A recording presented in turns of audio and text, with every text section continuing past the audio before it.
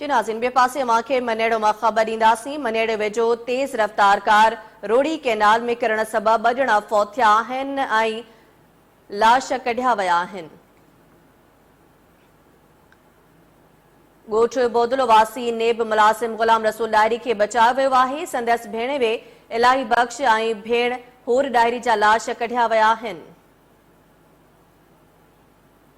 मनेड़ो वेझो तेज़ रफ़्तार कार रोड़ी कैनाल में किरण सबबि 2 ॼणा फौत थी विया आहिनि, लाश कढिया विया आहिनि।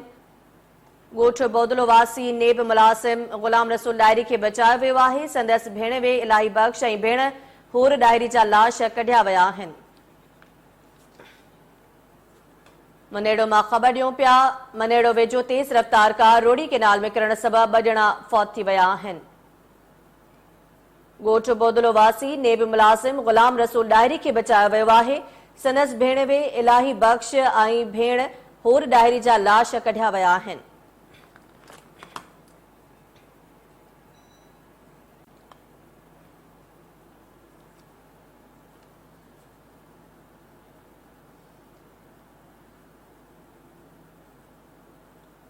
मनेड़ो वेझो तेज़ रफ़्तार कार रोड़ी कैनाल में किरण सबबि 2 ॼणा फौत थी विया आहिनि, लाश कढिया विया आहिनि। अपडेट मालूम कंदासीं। असां सां टेलीफोन लाइन ते मौजूद आहे KTN न्यूज़ रिपोर्टर ग़ुलाम मोहम्मद भट्टी। जी ग़ुलाम मोहम्मद, अपडेट कजो।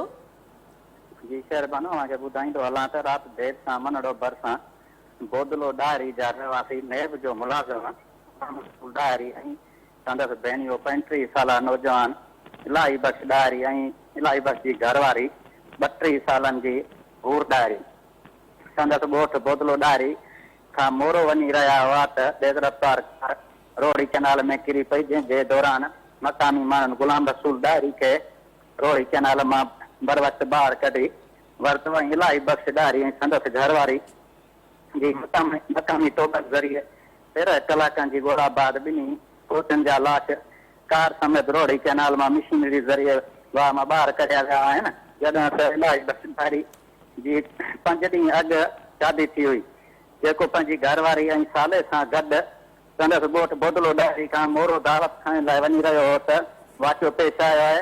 होॾां पुलिस मूजिबि त 2 कोचनि जा लाश नौशरो फिरोज़ अस्पताल मां पोस्टमार्टम बाद लाश जेके आहिनि कोचनि जा मड़ पार्सन हवाले कया वेंदा। जी ग़ुलाम मोहम्मद भट्टी, अपडेट्स लाइ वॾी महिरबानी।